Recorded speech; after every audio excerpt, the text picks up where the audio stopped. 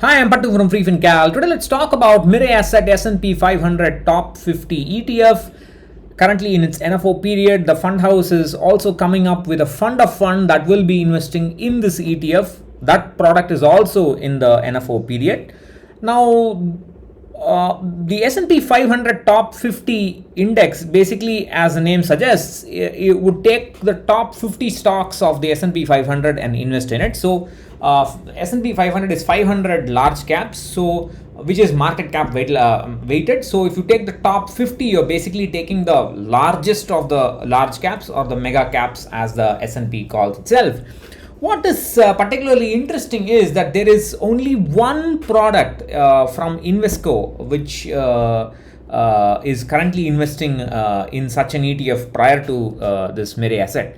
Now, as an idea, it's not a bad one at all, especially if you are going to invest directly in US stocks from India, because the S&P 500, you have to invest 500 stocks, you have to track that. There is a time difference in the exchanges. I mean, when you work and when they work, there is an exchange factor to be taken into account, and so on. Already, I had said that the S&P 500 index fund from Motilal Oswal has significant tracking error. So you are basically reducing the chances for tracking error by 1/10 by going from 500 to 50 stocks. Because Mirae also wants to invest in it directly, as far as my understanding goes. So from that point of view, it's definitely is a good idea, and there is no two things about it.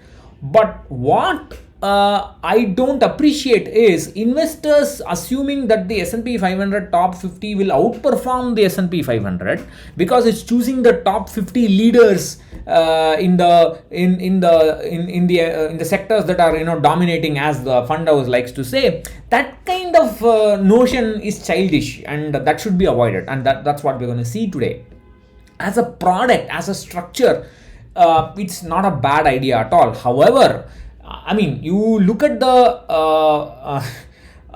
Indian team. You have Rohit Sharma, you have Rahul, you have Rahane, you have Pujara, you have Kohli, you have Jadeja, and on paper that's an extraordinary team. That is like doing backtest of an index. But if you actually put them in an alien condition, look how they are performing. And today again, the first day of the fourth test, right? So I mean, that's what will happen when you do backtests with index, especially with these factor indices. I'm not saying this is a factor index, but especially with this alpha, momentum, everything, you do backtest, they look brilliant, but you're doing the backtest with the index. But if you actually take it and package it into an ETF, then you have to worry about the liquidity of the ETF, the NAV price deviations, what is the how many people are actually trading in it every day, how efficiently is the third party appointed by the AMC to arbitrage out the NAV price difference is working.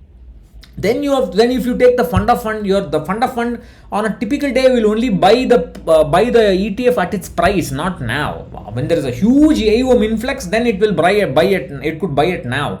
But when there is only small amounts like SIPs, pittance that comes in every few days, that's just going to be purchased at the price of the ETF, not now. So that brings in additional volatility. Then there is a war on top of that. There is most fund of funds in India have exorbitant expense ratios. Even ETFs, many ETFs have very high expense ratios. All those things will make a difference. So you should not jump up, get all excited about it. And also, people say when they look at this top 50, they say, I'm going to buy more of Microsoft, more of Google, more of Apple.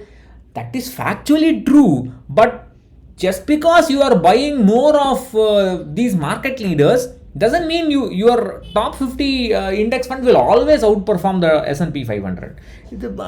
We have this recency bias, and why I say recency bias will be clear from this. Now, if you look at this, the red line is the S&P 500 top 50 net total returns. The black line is the S&P 500 net total returns. Net total returns mean the dividend is reinvested, but the dividend tax is removed and then it is reinvested.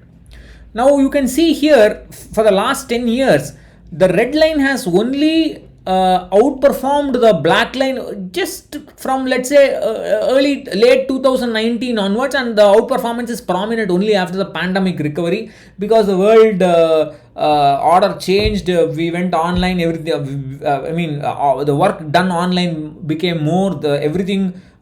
These shares grew in value and so on. But that's just a trend. I mean, you just look at the last 1 year, last 2 year performance, and you believe this is a better idea, a better investment, is it? All trends will reverse. That this is the norm of the world. And if you look at the rolling returns for the last 3 years, you can see the yellow line is the S&P 500. The brown line is the S&P 500 top 50. The brown line has just emerged out of the yellow line only recently. I mean, there are periods where the S&P 500 has outperformed the top 50. Again, that is the case with 5 years. You can see there's not much difference here, and then it moved up. If the question is, if the S&P 500 top 50 is such a superior index investing in the best of the best companies, then it should always outperform the S&P 500, right? That's not the case. Why is it not the case? Because of market imbalance. If only the top few stocks in the market are driving the market up, just like what happened in the Nifty and Sensex, then obviously if I choose the top 10 or top 50 or top 20 of the Nifty or the Sensex, that will outperform the Nifty or the Sensex for a certain time period. It will not happen all the time. This is something that we have to appreciate. And we can appreciate it even better if you take Invesco S&P 500 top 50 ETF and iShares core S&P 500 ETF. That is, the data is available from 10th May 2005. You can just go to Google Finance, use the Google Sheets, use the stock ticker, in one command you will get the price data. It's the NAV data. It's the price data, I think, because it's a closing date. It's a very simple exercise to do. And if you look at this from 10th May 2005, the blue line is the S&P 500 ETF. The red line is the Invesco top 50 ETF. Dividends are not included, but you can see for majority of the time from 10th May 2005, the S&P 500 has outperformed the top 50. So, it's childish to say that the top 50 will always beat the S&P 500. Don't buy this ETF or fund of fund because of that kind of immature reasons.